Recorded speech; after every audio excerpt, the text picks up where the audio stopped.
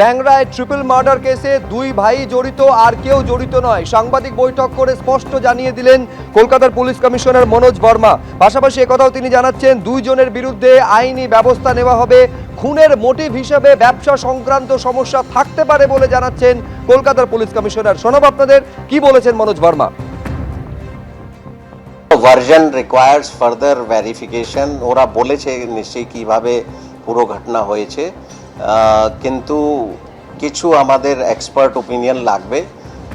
ওরা যেটা বলছে সেটা মানে কনফার্ম করতে গেলে এক্সপার্ট ওপিনিয়ন লাগবে। So we are at this stage we are not saying কি কার কি রোল ছিল, বাট ইয়েস এরা ইনভলভ আছে, এরাই এই ঘটনা করেছে, অন্য কোনো লোক করেনি। উই আর প্রিটি শিওর কি এই যে দুজন ভাই আছে they have done this and there is some motive, নিশ্চয়ই কোনো মোটিভ আছে which may be related to their business.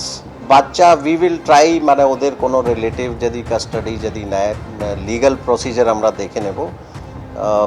Yes definitely ওই অ্যাঙ্গেল থেকে আমরা দেখছি হাউ টু এনশোর কি বাচ্চা মানে ফার্দার মানে ওর কোনো ক্ষতি যাতে না হয়। when we have sufficient evidences to say something একটা ক্রাইম হয়েছে, ওই ক্রাইমে যারা ইনভলভ আছে নিশ্চয়ই ওদের against all legal actions will be taken.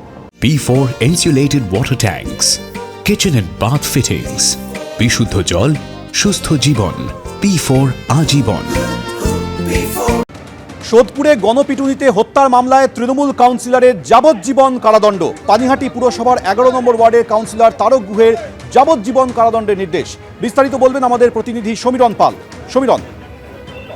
Somen, গত সপ্তাহে তাদেরকে দোষী সাব্যস্ত করা হয়েছিল পানিহাটি পুরসভার 11 নম্বর ওয়ার্ডে গান্ধীনগর এলাকা। সেখানে 2014 সালের 25শে সেপ্টেম্বর নৃশংসভাবে চোর সন্দেহ গণপিটুনিতে খুন করা হয় এই এক ব্যক্তিকে, এবং সেই ঘটনায় 5 জনকে দোষী সাব্যস্ত করেছিল ব্যারাকপুর মহকুমা আদালত। আজকে ব্যারাকপুর মহকুমা আদালত এই 5 জনেরই যাবজ্জীবন কারাদণ্ডের নির্দেশ দিয়েছে এবং 10,000 টাকা জরিমানার নির্দেশ করা হয়েছে। এদের মধ্যে পানিহাটি পুরসভার বর্তমানে 11 নম্বর ওয়ার্ডের তৃণমূল কাউন্সিলর তারক গুহ রয়েছে এবং তৃণমূল যুব নেতা তার ভাইপো নেপাল গুহ রয়েছে, এবং তাদের যাবজ্জীবন কারাদণ্ডের নির্দেশ দেওয়া হয়েছে। এবং ওই দিনকে পুজো প্যান্ডেলে চোর সন্দেহে ওই যুবককে গণপিটুনি দেওয়া হয় এবং গণপিটুনির ছেড়ে তার আরজিকর মেডিকেল কলেজ হাসপাতালে নিয়ে যাওয়ার পথে মৃত্যু হয়।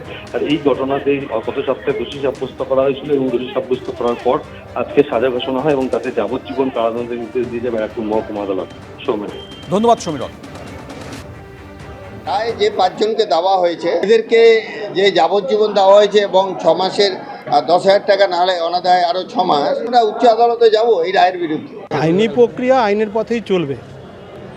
দল আরও পুরো বিষয়টা দেখে নি, তারপরে দলগতভাবে সিদ্ধান্ত হবে।